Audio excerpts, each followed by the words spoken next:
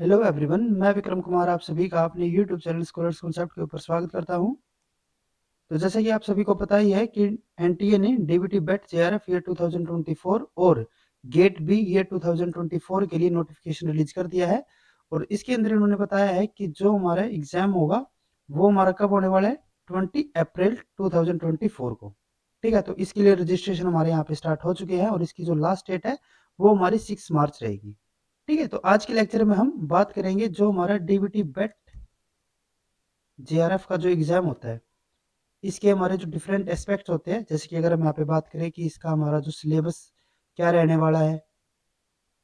ठीक है, उसके अलावा क्या आपके यहाँ पे एजुकेशनल क्वालिफिकेशन होनी चाहिए, क्या एलिजिबिलिटी यहाँ पे होनी चाहिए इस एग्जाम के लिए। उसके अलावा यहाँ पे हम बात करेंगे कि क्या जो पेपर का हमारे यहाँ पे जो पैटर्न होता है वो क्या पैटर्न रहेगा, किस तरीके से यहाँ पे नेगेटिव मार्किंग होगी। और उसके अलावा यहाँ पे हम बात करेंगे कि जो यहाँ पे हमें फेलोशिप प्रोवाइड की जाती है वो हमारी कितनी अमाउंट यहाँ पे रहेगी और वो कितने टाइम के लिए हमें यहाँ पे डीबीटी से प्रोवाइड की जाती है। ठीक है, तो इन सभी एस्पेक्ट्स के बारे में हम आज के लेक्चर में यहाँ पे डिस्कस करने वाले हैं। तो सबसे पहले अगर हम यहाँ पे बात करें कि जो हमारा ये एग्जाम होने वाला है उसके लिए जो हमारी ऑनलाइन रजिस्ट्रेशन है वो हमारी कब से स्टार्ट हो रही है, वो हमारी स्टार्ट हो जाएगी 8 फरवरी से और वो कब तक होने वाली है, 6 मार्च। ठीक है, लास्ट डेट जो होने वाली है वो हमारी कब होगी, 6 मार्च रहेगी ईयर 2024। और जो करेक्शन विंडो है, ठीक है, वो हमारी कब ओपन हो जाएगी, वो होगी 8 मार्च से 9 मार्च तक। ठीक है, अगर आपके डॉक्यूमेंट जब आपने यहाँ पे ऑनलाइन रजिस्ट्रेशन किया है तो उस टाइम पे अगर आपसे कोई यहाँ पे मिस्टेक हो जाती है तो उसको करेक्शन के लिए आपके यहाँ पे टाइम मिलेगा। ठीक है, उसके बाद अगर हम यहाँ पे बात करें कि एग्जाम हमारा कब होगा तो वो हमारा होगा 20 अप्रैल को। ठीक है, तो यानी कि हम अगर हम यहाँ पे राउंड फिगर लेके चले तो हमारे पास अभी 2 मंथ्स अवेलेबल है सिर्फ। ठीक है, तो इसके लिए भी हम अलग से वीडियो बनाएंगे कि क्या हमारे यहाँ पे स्ट्रेटजी होनी चाहिए और इसके रिलेटेड जो हमारे यहाँ पे लेक्चर वीडियो भी रहेंगे वो भी हम कंटिन्यू अपने यूट्यूब चैनल के ऊपर यहाँ पे डालते रहेंगे। ठीक है, अगर हम यहाँ पे बात करें कि जो हमारा पेपर होने वाला है वो हमारा कितने टाइम के लिए होगा तो उसके अंदर हमें 3 आवर्स मिलेंगे यानी कि 180 मिनट्स मिलेंगे। अब जो यहाँ पे नोटिफिकेशन इन्होंने रिलीज किया है एनटीए ने, तो उसके अंदर उन्होंने ना ये जो नोटिफिकेशन रिलीज किया है वो 2 एग्जाम्स के लिए किया है। एक तो हमारे यहाँ पे है डीबीटी बेट के लिए। ठीक है, डीबीटी बेट जेआरएफ यहाँ पे हम इसको बोल सकते हैं। ठीक है, और दूसरा जो इन्होंने यहाँ पे नोटिफिकेशन रिलीज किया है वो किसके लिए किया है, गेट बी के लिए। तो अगर हम यहाँ पे पहले बात करें डीबीटी के लिए, डीबीटी बेट जेआरएफ जो यहाँ पे एग्जाम होगा वो हमारा किसके लिए होगा, वो हमारा होगा पीएचडी एडमिशन के लिए या फिर कोई अगर प्रोजेक्ट वगैरह है तो उनके लिए। यानी कि मास्टर्स होने के बाद जो हमारे पास ऑप्शन रहते हैं, या तो हम कोई प्रोजेक्ट यहाँ पे ज्वाइन कर रहे हैं या फिर कोई पीएचडी हम यहाँ पे ज्वाइन कर रहे हैं, तो उसके लिए हमें कौन सा एग्जाम यहाँ पे देना पड़ेगा, डीबीटी बेट का। ठीक है, और अगर आपको किसी रिसर्च इंस्टीट्यूट से या फिर किसी बायोटेक लैब से अगर आपको मास्टर्स करनी है, ठीक है, अगर आपको मास्टर्स करनी है तो उसके लिए आपके पास कौन सा एग्जाम रहेगा, गेट बी का एग्जाम। ठीक है, ग्रेजुएट एप्टीट्यूड टेस्ट बायोटेक्नोलॉजी। ठीक है, अलग अलग यहाँ पे रीजनल सेंटर्स रहते हैं जिसके अंदर डीबीटी की ऑक्यूपाइड सीट्स रहती है। ठीक है, रिजर्व सीट्स रहेगी जिनके अंदर क्या होगा, जो एडमिशन होना है वो किसके थ्रू होगा, गेट बी के थ्रू होगा। ठीक है, गेट बी के लिए हम अलग से एक सेपरेट वीडियो यहाँ पे जरूर बनाएंगे। तो आज हम यहाँ पे सिर्फ डीबीटी बेट के लिए अगर हम यहाँ पे बात करें तो जो टाइमिंग रहने वाली है, ठीक है, वो हमारी क्या टाइमिंग रहेगी। पहले अगर हम यहाँ पे बात करें गेट बी के लिए तो उसकी 20 अप्रैल को जो मॉर्निंग शिफ्ट में जो एग्जाम होने वाला है, ठीक है, 9 to 12, वो हमारा कौन सा होगा, गेट बी का हो जाएगा। और उसके बाद जो इवनिंग शिफ्ट है यानी कि 3 बजे से लेके 6 बजे तक शाम के, वो हमारा कौन सा होगा एग्जाम, वो हमारा होगा बैट वाला। ठीक है, उसके बाद अगर हम यहाँ पे बात करें कि इसका जो मोड ऑफ एग्जामिनेशन रहने वाला है वो हमारा ऑनलाइन मोड ही होगा, कंप्यूटर बेस्ड टेस्ट होगा। ठीक है, मीडियम इंग्लिश रहने वाला है। ठीक है, और जो सिलेबस है वो हम आगे डिस्कस करेंगे कि क्या इसका यहाँ पे सिलेबस रहेगा। अगर हम यहाँ पे फीस की बात करें तो गेट बी के लिए जो जनरल ओबीसी या फिर ईडब्ल्यूएस के लिए जो फीस रहेगी वो हमारी कितनी है, 1200। और एससी एसटी और पीडब्ल्यूडी के लिए यहाँ पे 600। ठीक है, बैट के लिए अगर हम यहाँ पे बात करें तो बैट की यहाँ पे जो फीस रहने वाली है वो कितनी होगी, 1200 सेम यहाँ पे रहेगी। और सेम यहाँ पे अगर हम एस सी एस टी और पीडब्ल्यूडी की बात करें तो इनके लिए 600 रहेगी। ठीक है, और अगर आपको दोनों ही एग्जाम के लिए अपियर होना है, ठीक है, जैसे कि मैंने आपको बताया ना कि जो डीबीटी बैट है उसके थ्रू हम क्या कर सकते हैं, हम पीएचडी ज्वाइन कर सकते हैं, प्रोजेक्ट ज्वाइन कर सकते हैं। गेट बी के थ्रू हम क्या कर सकते हैं, मास्टर्स कर सकते हैं। लेकिन जो इसके लिए मिनिमम एलिजिबिलिटी रहेगी वो हमारी क्या होती है, बैचलर डिग्री। ठीक है, तो अगर कोई बंदा यहाँ पे डीबीटी के लिए अपियर हो रहा है तो यानी कि उसके पास क्या होनी चाहिए, मास्टर्स तो होने चाहिए। और अगर आपने मास्टर्स किया है तो यानी कि आपने बैचलर भी की होगी। तो इसका मतलब अगर आप यहाँ पे डीबीटी बैट के लिए अपियर हो रहे हो तो आप ऑटोमेटिकली गेट बी के लिए भी आप एलिजिबल हो जाते हो। ठीक है, तो उसके लिए भी आप अपियर हो सकते हो। और अगर आप दोनों एग्जाम को यहाँ पे, दोनों एग्जाम के लिए अगर आप यहाँ पे अप्लाई कर रहे हो तो उसके लिए जो फीस रहेगी वो हमारी कम्युनिटी कितनी हो जाएगी, 2400। ठीक है, और SC ST PWD के लिए हमारी ये कितनी हो जाएगी, 1200। ठीक है, ऑनलाइन एग्जाम होने वाला है ये। तो अब हम बात करते हैं इसके जो डिफरेंट यहाँ पे हमारे एस्पेक्ट्स रहेंगे। तो सबसे पहले अगर हम यहाँ पे बात करें कि जो हमारा बेट, क्योंकि आज हम यहाँ पे डीबीटी बेट JRF के लिए बात करेंगे सिर्फ, गेट बी के लिए हम अलग से वीडियो बनाएंगे। तो अगर हम यहाँ पे बात करें सिर्फ डीबीटी के लिए, डीबीटी बेट के लिए सॉरी, तो डीबीटी बेट अगर हम यहाँ पे एग्जाम की बात करें कि ये एग्जाम एक्चुअली में होता क्या है, क्यों होता है। ठीक है, तो इसमें क्या होगा, department of biotechnology government of India through nodal agency Regional Center of Biotechnology RCB Faridabad is conducting biotechnology eligibility test BET 2024. Applications are invited from bona fide Indian citizen residing in India for award of DBT Junior Research Fellowship, DBT JRF, to pursue research in frontier area of biotechnology across country. Based on the performance in BET 2024, candidate will be shortlisted under Category 1 and Category 2 of DBT JRF program. Government of India norms for reservation will be followed for shortlisting of candidates. अब यहाँ पे क्या है कि जो हमारा exam होने वाला है, जो हमारा डीबीटी बेट का जो एग्जाम होगा यहाँ पे, ठीक है, इसके अंदर यहाँ पे क्या होगा कि जो भी हमारे यहाँ पे कैंडिडेट अपीयर होंगे उनकी दो कैटेगरी के अंदर वे यहाँ पे क्वालिफाइज होंगे। एक होगी कैटेगरी 1 और एक होती है यहाँ पे कैटेगरी 2। ठीक है, जैसे कि अगर हम यहाँ पे CSIR नेट वाले एग्जाम को एग्जाम्पल लेके चलते हैं, ठीक है, तो उसके अंदर क्या होता है, उसके अंदर भी हमारे यहाँ पे एक ही टेस्ट से हमारे दो दो अलग अलग यहाँ पे लेवल बनते हैं। ठीक है, एक तो हमारा कौन सा होता है कि आपका सिर्फ नेट क्वालिफाई हो, LS यहाँ पे क्वालिफाई हो। ठीक है, और दूसरा क्या हो सकता है कि आपका नेट JRF क्वालिफाई हो। अब यहाँ पे जो डिफरेंस रहेगा वो हमारा किसका रहता है, सिर्फ कुछ मार्क्स का ही रहेगा। ठीक है, जैसे कि अगर हम यहाँ पे नेट के लिए कट ऑफ अगर 100 लेके चले तो इसकी हमारी कितनी हो जाती है, 115 के आसपास रहेगी कट ऑफ। तो सिमिलर यहाँ पे जो डीबीटी बेट का भी जो एग्जाम होगा ना, उसके अंदर हमारी क्या होती है, हमारे दो कैटेगरी में हम क्वालिफाई कर सकते हैं। ठीक है, एक हमारी होगी कैटेगरी 1, एक हमारी यहाँ पे होगी कैटेगरी 2। जो कैटेगरी 1 है उसके लिए हमारे जो मार्क्स रहेंगे वो ज्यादा रहते हैं। ठीक है, इसको क्वालिफाई करने के लिए हमें ज्यादा मार्क्स की जरूरत पड़ेगी। और जो कैटेगरी 2 है उसके लिए हमें कैटेगरी 1 के कंपेयर में थोड़े से कम मार्क्स की यहाँ पे जरूरत पड़ेगी। ठीक है, तो जो हमारा एग्जाम क्वालिफाई हो सकता है वो हमारा दो कैटेगरी के अंदर हो सकता है, कैटेगरी 1 और कैटेगरी 2।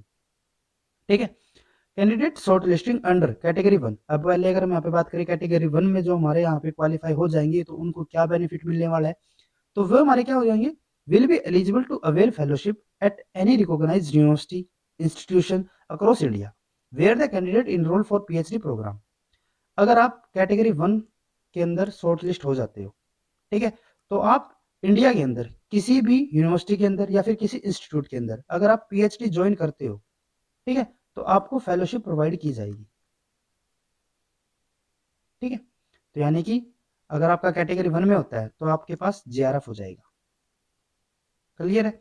उसके बाद अगर हम यहाँ पे बात करें कैटेगरी 2 के लिए, candidate selected under category 2 will be eligible to appoint in any DBT sponsored project with a fellowship equivalent to NET or GATE qualification as per current DST guideline and or enroll in PhD program। अब यहाँ पे क्या है कि अगर आपका category 2 के अंदर अगर आप शॉर्ट लिस्टेड होते हो तो उसके थ्रू आप क्या कर सकते हो कि आप किसी प्रोजेक्ट को यहाँ पे ज्वाइन कर सकते हो। ठीक है, जैसे कि इन्होंने यहाँ पे बताया ना कि आप यहाँ पे क्या कर सकते हो, to be appointed in any DBT sponsored project. अगर कोई DBT स्पॉन्सर्ड प्रोजेक्ट होता है तो उसके लिए आप क्या हो जाओगे, एलिजिबल वहां पे हो जाओगे। लेकिन आप इसके थ्रू PhD यहाँ पे ज्वाइन नहीं कर सकते। आपको जो फेलोशिप मिलेगी वो जो हमारे DST गाइडलाइन है उसके अकॉर्डिंग हमारी यहाँ पे फेलोशिप रहेगी और वो लगभग JRF की इक्विवेलेंट ही रहती है। उसमें आपको अमाउंट के अकॉर्डिंग यहाँ पे आपको कोई ज्यादा डिफरेंस नहीं देखने को मिलेगा। सिर्फ यहाँ पे डिफरेंस क्या रहता है कि अगर आप कैटेगरी 1 में अगर आपका क्वालिफाई हो जाता है तो आप वहाँ पे PhD ज्वाइन कर सकते हो और कैटेगरी 2 के अंदर आप सिर्फ प्रोजेक्ट ज्वाइन कर सकते हो। ठीक है, subject to selection through the institutional selection process. There will be no binding on principal investigator of DBT sponsored project to select JRF for their project from category 2 list. Category selection in category 2 will not entitle the candidate to avail any fellowship from the DBT JRF program. ठीक है, ऐसा नहीं है कि अगर आपका category 2 के अंदर हो जाता है तो आपको बिल्कुल आपका श्योर है कि आप किसी भी प्रोजेक्ट को वहां पे ज्वाइन कर सकते हो। ऐसा यहाँ पे कोई बाउंडेशन ऐसी नहीं होती। ठीक है, और अगर आपका कैटेगरी 1 में भी होता है ना, तो भी आप प्रोजेक्ट को तो ज्वाइन कर सकते हो। ठीक है, तो ये तो हमारा हो जाता है कि एक्चुअल में डीबीटी जीआरएफ हमारा, डीबीटी बेट जीआरएफ हमारा होता क्या है। ठीक है, अब अगर हम यहाँ पे बात करें इसकी एलिजिबिलिटी के लिए, जो कि सबसे इंपॉर्टेंट पॉइंट यहाँ पे है, तो पहले अगर हम यहाँ पे बात करें इसकी जो एजुकेशनल क्वालिफिकेशन हमारे यहाँ पे रिक्वायरमेंट रहती है, तो बैचलर यानी कि bachelor of engineering, bachelor in technology, ठीक है, एमबीबीएस, अगर आपके पास ये डिग्रीज है तो आप एलिजिबल हो। And masters, MSc, MTech, MVSc, M pharma, integrated MSc MTech in any discipline of biotechnology, life science or any other allied area of biology। और अगर आपके पास MSc है, MTech है, MVSc है और M फार्मा है या फिर इंटीग्रेटेड MSc MTech है, तो भी आप इस एग्जाम के लिए अपियर हो सकते हो, आप एलिजिबल हो वहां पे। ठीक है, candidate admitted in any of the MSc, MTech, MVSc, MSc Agriculture program supported under the DBT Postgraduate Teaching Program shall be eligible to apply। और अगर जैसे कि अगर हम यहाँ पे गेट बी की हम यहाँ पे बात कर रहे थे, तो गेट बी के थ्रू आप क्या कर सकते हो कि कुछ हमारे सिलेक्टेड इंस्टीट्यूट होते हैं जिनके लिए अंदर क्या होगी कि आपकी पोस्ट ग्रेजुएशन के लिए, पीजी के लिए सीट्स रिजर्व होती है। ठीक है, और अगर आप वहां से पीजी कर रहे हो तो भी आप इस एग्जाम के लिए अपियर हो सकते हो। ठीक है, उसके बाद आगे क्या है, candidate who are yet to appear in the final semester examination or awaiting result of final semester examination are also eligible to apply। और अगर आप रिजल्ट अवेटेड की कैटेगरी में हो, यानी कि अगर आपने मास्टर्स अगर कंप्लीट नहीं भी किया और अगर आप फाइनल ईयर में हो, तो वहां पे भी आप इसके लिए अपियर हो सकते हो। ठीक है, उसके बाद अगर हम यहाँ पे बात करें मार्क्स के लिए कि मार्क्स में कितने होने चाहिए मास्टर डिग्री के अंदर, minimum 60% of marks for general, EWS and OBC category and 55% of marks for SC ST differentially abled in aggregate और इक्विवेलेंट ग्रेड। ठीक है, आपके कितने होने चाहिए, मिनिमम 60 अगर हम यहाँ पे जनरल, ईडब्ल्यूएस और ओबीसी के लिए, और एससी एसटी और डिफरेंशियली एबल्ड के लिए यहाँ पे 55% मार्क्स की रिक्वायरमेंट रहेगी। अब हमारे यहाँ पे आता है age limit, up to 28 year of age as on the last date of application for general and EWS category। अगर लास्ट डेट तक अगर आपकी यहाँ पे 28 तक की उम्र है तो आप अप्लाई कर सकते हो। अगर आपकी उससे ज्यादा हो जाती है तो आप वहां पे इसके लिए एलिजिबल नहीं रहोगे। Age relaxation up to 5 year, 33 year for SC ST and differentially abled women candidate and up to 3 year, 31 year for OBC non creamy layer candidates. ठीक है, अगर कोई वुमेन कैंडिडेट है तो वहां पे भी आप 5 ईयर की आपको वहां पे रिलैक्सेशन मिल जाएगी। ठीक है, और दूसरी तरफ अगर हम यहाँ पे ओबीसी के लिए बात करें तो उनको यहाँ पे 3 ईयर की रिलैक्सेशन मिल रही है। ठीक है, तो ये हमारी यहाँ पे हो जाती है एलिजिबिलिटी। उसके बाद हम यहाँ पे बात करते हैं कि जो हमारे यहाँ पे फेलोशिप हमें प्रोवाइड होगी वो कितने टाइम के लिए होगी, किस तरीके से हमें प्रोवाइड होगी। तो अगर हम यहाँ पे उसके लिए बात करें तो कैटेगरी 1 की अगर हम यहाँ पे पहले बात करते हैं, category 1 entitle a short listed candidate for the activation of fellowship subject to joining PhD programme and subsequent registration of PhD from recognized university institution across India within 2 years from the date of issue of the award letter। अब क्या होगा कि जैसे कि आपका यहाँ पे category 1 के अंदर आप शॉर्ट लिस्टेड हो गए, आपका एक अवार्ड लेटर जनरेट होगा, अवार्ड लेटर आपको मिलेगा और जिस डेट को आपको अवार्ड लेटर मिलता है उसके ऊपर एक स्पेसिफिक डेट वहां पे मेंशन होगी, तो उस डेट से 2 ईयर्स का आपको यहाँ पे टाइम मिलने वाला है। अगर आप उन 2 ईयर्स के अंदर अगर आप कहीं पे भी इंडिया के अंदर किसी भी इंस्टीट्यूट या फिर किसी भी यूनिवर्सिटी के अंदर अगर आप पीएचडी प्रोग्राम को ज्वाइन कर लेते हो, तो आपको क्या करना है, आपको डीबीटी का जो ऑफिसर रहेगा उनके पास अपना जो पीएचडी ज्वाइनिंग है और रजिस्ट्रेशन लेटर है वो आपको उनके पास भेजना पड़ेगा, तभी आपकी वहां पे फेलोशिप एक्टिवेट हो पाएगी। अगर आप इस टाइम पीरियड के अंदर 2 साल के अंदर अगर आप वहां पे नहीं भेज पाते हो तो आपका वहां पे जेआरएफ खत्म हो जाएगा। Registration for PhD is candidate's responsibility and DBT RCB has no role responsibility in the matter। जो रजिस्ट्रेशन आपको पीएचडी के लिए करवाना है वो आपकी जिम्मेदारी है, डीबीटी का उसके ऊपर कोई काम नहीं है। ठीक है, verification of the document will be carried out for short listed candidate only. ठीक है, award letter will not be issued to candidate found ineligible और who submit incorrect document or whose document are not received within 1 year from the date of declaration of the BET result। अब क्या है कि जैसे कि हम suppose करके चलते हैं कि जो बेट का रिजल्ट है वो हमारा जून के अंदर आ जाता है। ठीक है, जून 2024, तो आपको जून 2025 तक अपने अवार्ड लेटर को इश्यू करवाने के लिए उनके पास जो करेक्ट डॉक्यूमेंट है वो वहां पे भेजने पड़ेंगे।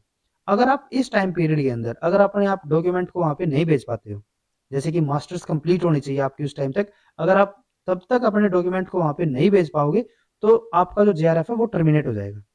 ठीक है, वो वैलिड फिर वो रहेगा ही नहीं, आप इनएलिजिबल वहाँ पे हो जाओगे उसके लिए। ठीक है, और अगर आपके डॉक्यूमेंट के अंदर अगर कोई कमी मिलती है, ठीक है, तो वो चीज़ें तो अलग हो गई, तो उसके अंदर भी आप वहाँ पे अनएलिजिबल हो जाओगे। ठीक है, ये तो हमारे हो गए कैटेगरी 1 के लिए। उसके बाद अगर हम यहाँ पे बात करते हैं कि जो हमारे यहाँ पे शॉर्ट लिस्टेड कैंडिडेट होंगे, ठीक है, short listed candidate who activate their fellowship upon successful enrollment in PhD program at university institution across India shall be designated as the junior research fellowship with a fellowship of 37,000 per month for 2 years from the date of joining or activation of fellowship। अब अगर आप 2 साल के अंदर कहीं पे PhD join कर लेते हो, ठीक है, तो ज्वाइन करने के बाद आपको वहां पे क्या डेजिग्नेट हो जाओगे, आप जूनियर रिसर्च फेलो, यानी कि आप JRF हो जाओगे। और JRF के अंदर आपको वहां पे क्या मिलेगी, 37,000 पर मंथ आपको 2 साल के लिए वहां पे फेलोशिप मिलेगी, जब से आपने वहां पे ज्वाइन किया या फिर जहां से आपकी फेलोशिप एक्टिवेट हुई है। ठीक है, तो 2 साल के लिए तो आपको क्या मिलेगा, और 2 इयर्स आप क्या रहोगे, JRF रहोगे, और उस टाइम पीरियड पे आपको क्या मिलेंगे, 37,000 पर मंथ आपको फेलोशिप प्रोवाइड की जाएगी।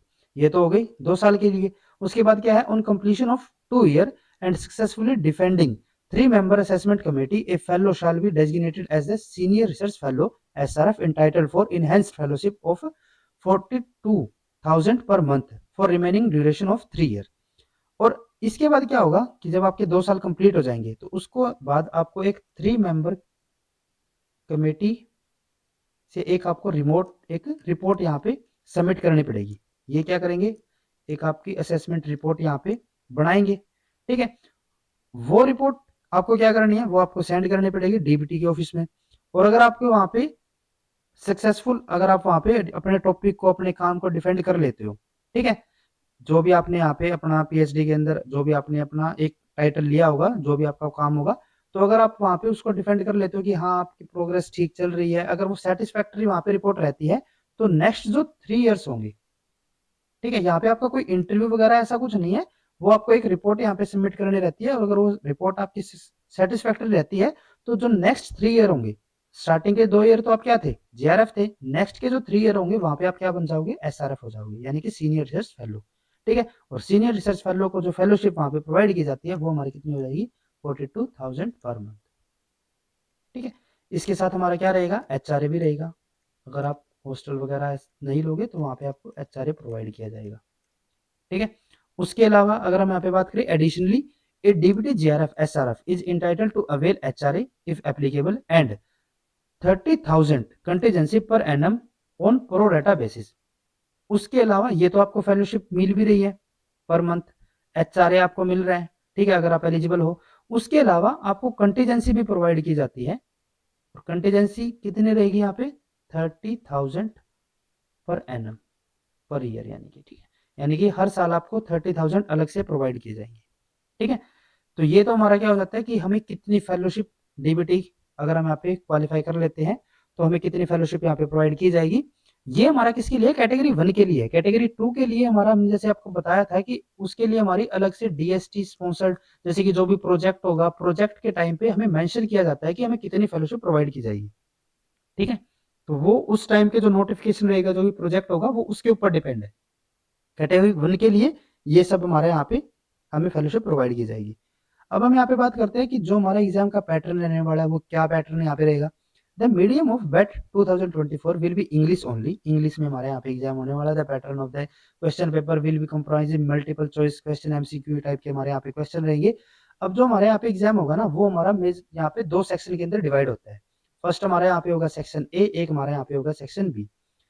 सेक्शन A की अगर हम यहाँ पे बात करें, will comprises of 50 compulsory multiple choice question of 10+2 level in subject general science, mathematics, chemistry, general aptitude, analytics, quantity, ability and general biotechnology, and each carrying 3 marks. There will be a negative marking for each incorrect response. ठीक है, यहाँ पे negative marking भी होगी, और अगर आपका यहाँ पे एक इनकरेक्ट क्वेश्चन रहता है तो आपको वहाँ पे एक मार्क आपका वहाँ पे डिडक्ट हो जाएगा। ठीक है, कट हो जाएगा, will be deducted from the total mark. Unanswered और unattempted question will be given 0। अब यहाँ पे क्या है कि हमने जैसे बताया कि यहाँ पे हमारे जो पेपर होगा वो हमारा 2 सेक्शन के अंदर डिवाइड होगा। सेक्शन ए की अगर मैं यहाँ पे बात करूँ तो इसके अंदर हमारे यहाँ पे 50 क्वेश्चन आने वाले हैं। उन 50 क्वेश्चंस में से हमें 50 के 50 क्वेश्चन अटेम्प्ट करने हैं, ठीक है। और एक क्वेश्चन पे हमें कितना मिलेगा, 3 मार्क मिलेगा, ठीक है। तो टोटल हमारे कितने हो जाएंगे, 150 मार्क। और अगर आपका कोई क्वेश्चन गलत हो जाता है तो वहां पे -1 होगा, ठीक है। और अगर आप कोई क्वेश्चन को अटेम्प्ट कर ही नहीं रहे हो, अनआंसर्ड है, तो वहां पे कोई भी मार्क आपका ना डिडक्ट होगा ना कुछ मिलेगा वहां पे, ठीक है। दूसरा हमारा कौन सा होगा यहाँ पे, सेक्शन बी होगा, ठीक है। सेक्शन बी के अंदर क्या होगा, will comprise of 150 multiple choice question of specific area in biotechnology. अब यहाँ पे हमें क्या मिलेगा, यहाँ पे हमें 150 क्वेश्चन मिलने वाले हैं, ठीक है। एक candidate has to attempt 50 question and each question carry 3 marks. There will be negative marking and for each incorrect response 1 mark will be deducted from the total mark. और यहाँ पे भी हमें क्या करना है, यहाँ पे हमें 150 में से सिर्फ 50 ही क्वेश्चन अटेम्प्ट करने हैं। यहाँ पे हमारा कोई भी हमें चॉइस नहीं मिल रही थी क्वेश्चन के अंदर, लेकिन जो हमारा सेक्शन बी होगा इसके अंदर हमें यहाँ पे सिर्फ 1/3 क्वेश्चन को ही अटेम्प्ट करना है। और अगर हमारे यहाँ पे एक क्वेश्चन करेक्ट होता है तो वहाँ पे हमें 3 मार्क्स मिलेंगे, यानी कि 150 यहाँ पे हमारे मैक्सिमम हो सकते हैं। और अगर हमारा इनकरेक्ट होता है तो वहाँ पे -1। तो टोटल हमारे यहाँ पे मैक्सिमम मार्क्स कितने हो जाते हैं, 300, ठीक है। और अगर हमारा कोई अनआंसर्ड रहता है, अनअटेम्प्टेड रहेगा, तो वहाँ पे हमें कोई मार्क्स मिलेगा नहीं, 0 वहाँ पे रहेगा, ठीक है। तो यानी कि हमारा जो मैक्सिमम स्कोर यहाँ पे हो सकता है वो हमारा कितना होगा, 300, ठीक है। उसके बाद अगर हम यहाँ पे बात करें सिलेबस के लिए, तो पहले हमारे यहाँ पे क्या है, अगर हम यहाँ पे जनरल बात करते हैं, जो हमने अभी बताया था कि यहाँ पे हमारे 2 पार्ट रहने वाले हैं। एक हमारा पार्ट ए होगा, एक हमारे यहाँ पे पार्ट बी होगा। पार्ट ए के अंदर हमारे 50 आएंगे, पार्ट बी के अंदर हमारे यहाँ पे 150 क्वेश्चन आने वाले हैं, और उसमें से हमें सिर्फ 50 यहाँ पे अटेम्प्ट करनी है। तो टोटल हमारे कितने हो गए थे, 300 हो गए थे, ठीक है। अब यहाँ पे अगर हम सिलेबस की लिए बात करें तो पार्ट ए जो हमारे यहाँ पे रहने वाला है, उसके अंदर हमारे यहाँ पे 2 सेक्शन, जो हमारा सिलेबस है उसको हम 2 सेक्शन के अंदर यहाँ पे डिवाइड कर सकते हैं। तो एक तो हमारे यहाँ पे आता है एप्टीट्यूड का, और दूसरा हमारे यहाँ पे आता है जनरल बायोटेक। तो पहले अगर हम यहाँ पे बात करें एप्टीट्यूड के लिए, तो एप्टीट्यूड के अंदर हमारे कैसे क्वेश्चन आएंगे, क्वेश्चन में include comprehension base where a written paragraph is given for the student to read and then question based on the paragraph is just they may be designated designed to test verbal reasoning capacity or by finding the odd one out in a series abstract picture, and they may also be quantitative type designated designed to test the student ability to comprehend large numbers and do simple calculation, ठीक है। तो ये तो हमारा aptitude का रहेगा, यहाँ पे हमारी रीजनिंग होगी, मैथ वगैरह होगा, ठीक है। दूसरा हमारा यहाँ पे जो इसके अंदर हमारा जो सेक्शन नहीं कह सकते कि जो हमारे क्वेश्चन होंगे ना वो हमारे यहाँ पे मिक्स होंगे। ऐसा नहीं है कि हमारे 50 में से हमारे 25 यहाँ पे एप्टीट्यूड के हैं, फिर उसके बाद 25 हमारे यहाँ पे जनरल बायोटेक, ऐसा नहीं होगा। ये हमारे मिक्स में क्वेश्चन देखने को मिलेंगे।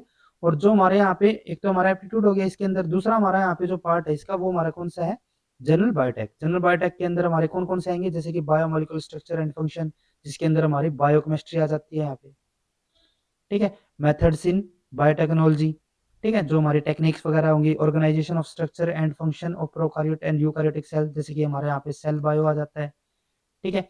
सेलुलर प्रोसेस यानी कि हमारे यहाँ पे जो मोल बायो आ जाता है, ठीक है। Recombinant DNA technology, biotech, genetic phylogenic evolution, ठीक है। Genomics and proteomics, IPR, biosafety and bioethics.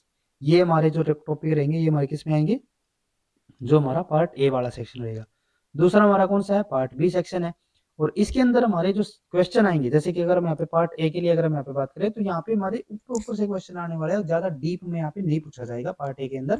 लेकिन अगर हम यहाँ पे बात करें पार्ट बी के लिए, तो यहाँ पे हमारा स्पेशलाइज सब्जेक्ट हो जाता है। यहाँ पे हमारे जो क्वेश्चन होंगे वो स्पेसिफिक हमारे पर्टिकुलर एरिया से होंगे। जैसे कि अगर हम यहाँ पे बायोटेक के लिए बात करें तो बायोटेक हमारा यूं नहीं है कि सिर्फ बायोटेक एक ब्रॉड हम यहाँ पे पढ़ रहे, बायोटेक भी हमारे अलग अलग फील्ड हो सकते हैं। जैसे कि एग्रीकल्चरल बायोटेक हो गया, एनिमल बायोटेक हो गया, MTech biotechnology, biotechnic, biochemical engineering, industrial biotechnology, bioinformatic and computational biology, environmental biotechnology, marine biotechnology, medical biotechnology, pharmaceutical biotechnology, और उसके अलावा molecular and human genetic, molecular bio, cell bio, inheritance biology and neuroscience, ठीक है। तो ये सब हमें किसके लिए करना पड़ेगा, जो हमारा पार्ट यहाँ बी यहाँ पे रहने वाला है, ठीक है।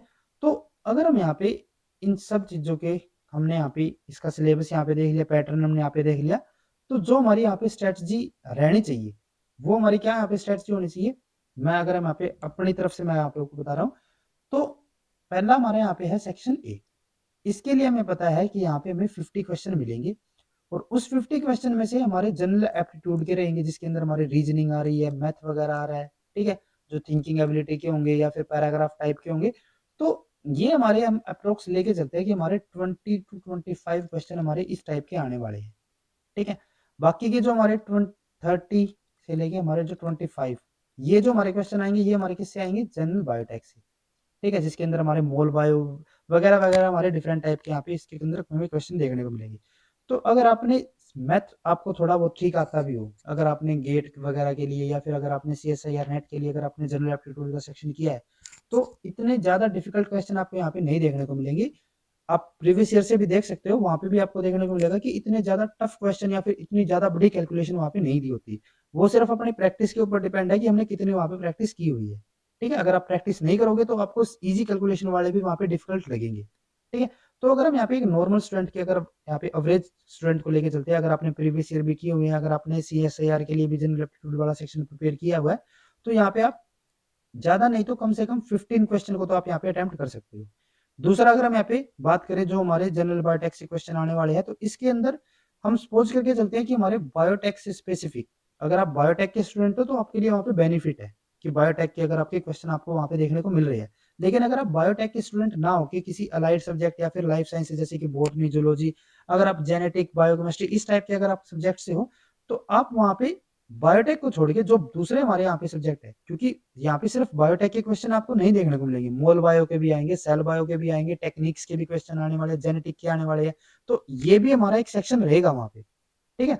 तो आप इसको यहाँ पे अगर आप प्रीवियस ईयर करोगे तो बायोटेक के भी आपके अच्छे खासे क्वेश्चन हो जाएंगे। और जो हमारी मेजर यहाँ पे जो हमारी स्ट्रेंथ है, जैसे कि cell bio, mol bio, genetic, biochemistry, तो ये तो आप वैसे भी CSIR के लिए करने वाले हो। तो अगर आप उन यूनिट को भी आप ऐप करके जाते हो, तो वो भी आपके वहां पे आराम से 20 to 25 क्वेश्चन इजिली हो जाएंगे। ज्यादा नहीं तो हम यहाँ पे सपोज करके चलते हैं आपके 20 क्वेश्चन भी अगर यहाँ पे हो रही है, तो आपके कितने क्वेश्चन हो गए टोटल, अगर हम यहाँ पे इस सेक्शन के लिए बात करें तो आपके 35 क्वेश्चन यहाँ पे हो जाने चाहिए, 30 to 35 अप्रोक्स, ठीक है। ये हम अवरेज लेके चल रहे हैं, ये यू भी नहीं है कि आप बिल्कुल ही इंटेलिजेंट हो। इंटेलिजेंट अगर आप बायोटेक से हो या फिर आप बहुत ज्यादा एक्सेप्शनल केस हो तो आप 50 भी कर लोगे, ऐसा नहीं है कि आप वहां पे कर नहीं पाओगे। या फिर अगर बहुत ज्यादा टफ वहां पे एग्जाम आ जाता है तो आप वहां पे 30 भी नहीं कर पाते, तो वो एक अलग चीज है। लेकिन अब अवरेज को अगर हम यहाँ पे लेके चले तो यहाँ पे आपके 30 to 35 क्वेश्चन इजिली अटेम्प्ट हो जाने चाहिए। दूसरा हमारा यहाँ पे आता है बी सेक्शन। अब बी सेक्शन में हमारे क्या आने वाले हैं, हमारे यहाँ पे आएगी तो बायोटेक। बायोटेक के अंदर हमारी अलग अलग यहाँ पे फील्ड होगी, agricultural biotech, marine biotech, animal biotech, plant biotech, ठीक है, अलग अलग यहाँ पे फील्ड रहने वाले हैं।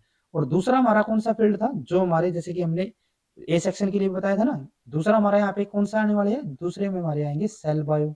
ये वे हमारी यूनिट्स है जो कि हम CSIR के लिए नॉर्मली प्रिपेयर करके चलते हैं, जिसके अंदर हमारे कौन कौन से आते हैं, सेल बायो, मोल बायो, ठीक है, बायोकेमिस्ट्री, जेनेटिक, उसके अलावा RDT, रिकम्बिनेंट DNA टेक्नोलॉजी, ठीक है, उसके अलावा टेक्निक्स को भी हम करके चलते हैं।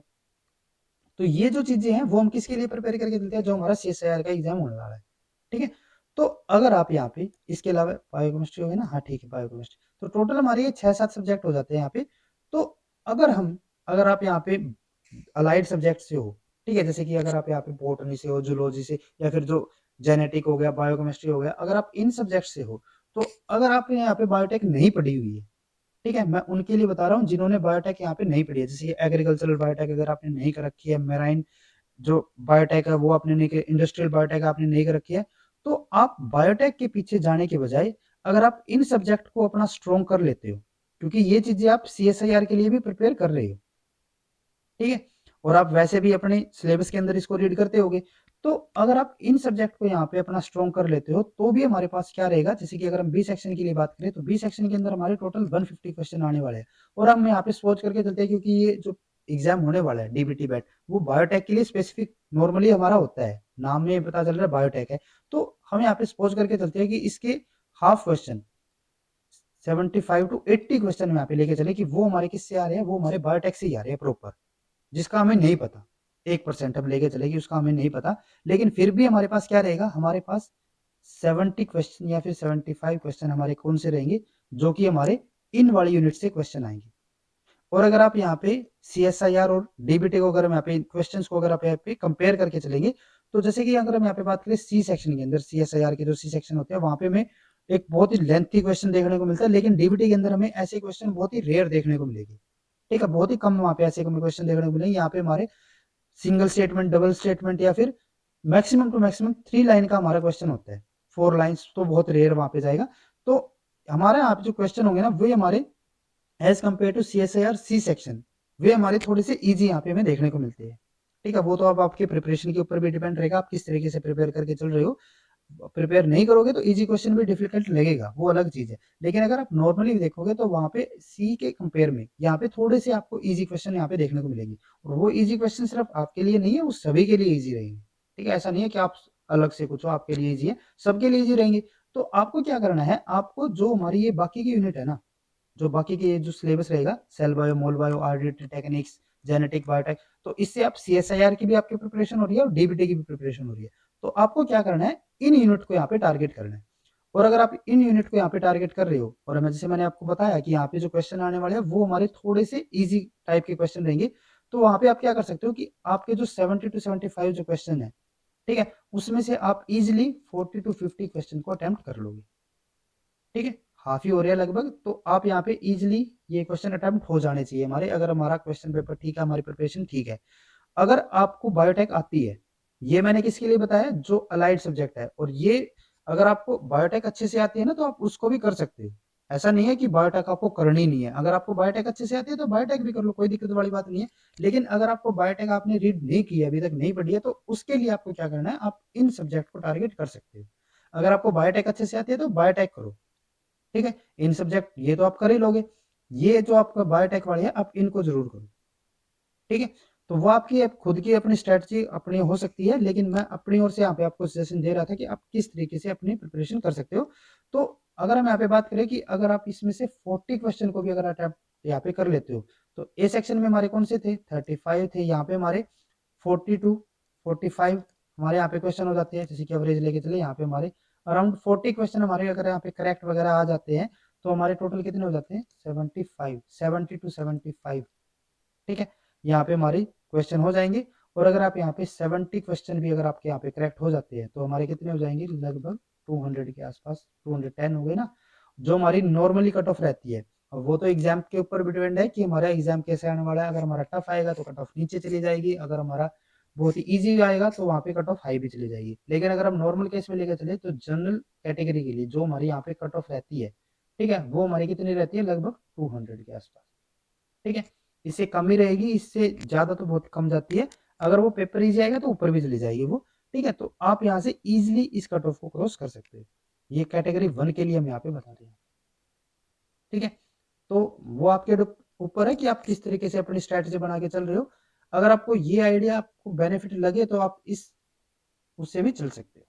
ठीक है, इस स्ट्रेटजी को आप यहाँ पे अडोप्ट कर सकते हो। तो यही हमारा था डीबीटी बेट जेआरएफ के रिगार्डिंग। ये हमारी जितने भी एक नॉर्मल कैंडिडेट के अंदर जो क्वेश्चन खुद की ओर से रहते हैं। तो अगर आपको डीबीटी से रिलेटेड अगर और भी कोई आपको क्वेश्चन हो तो आप हमारे कमेंट सेक्शन के अंदर बता सकते हो। उसके अलावा अगर आपको इसके सिलेबस से रिगार्डिंग या क्या बताया, जो हमारे यहाँ पे सिलेबस है वो हमने एक ओवरव्यू यहाँ पे को दिया है। अगर आपको सिलेबस के रिगार्डिंग और भी ज्यादा डिटेल में अगर आपको जानना हो तो आप हमारे टेलीग्राम ग्रुप को भी ज्वाइन कर सकते हो। और अगर आपको डीबीटी से रिलेटेड अगर और कोई क्वेरी हो तो आप हमारे टेलीग्राम ग्रुप के ऊपर या फिर हमारे जो इंस्टाग्राम चैनल है आप वहाँ पे भी हमें बता सकते हो। ठीक है, और डीबीटी के रिगार्डिंग हमने ऑलरेडी एक टेस्ट सीरीज को यहाँ पे स्टार्ट किया हुआ है, जिसके अंदर हम प्रीवियस ईयर जो हमारे डीबीटी जेएफ के एग्जाम रहेंगे उनको हम डिस्कस करेंगे। और उसके अलावा जो हमारा डीबीटी एग्जाम के लिए जो हमारे इंपॉर्टेंट टॉपिक्स है उनको लिए भी हम एक अलग से यहाँ पे लेक्चर सीरीज को जरूर स्टार्ट करेंगे। तो उसके लिए आप हमारे यूट्यूब चैनल को जरूर ज्वाइन करें। तो आज के लेक्चर में बस इतना ही। अगर आपको ये वीडियो हमारी यूजफुल लगी तो please like and share this video. Thank you.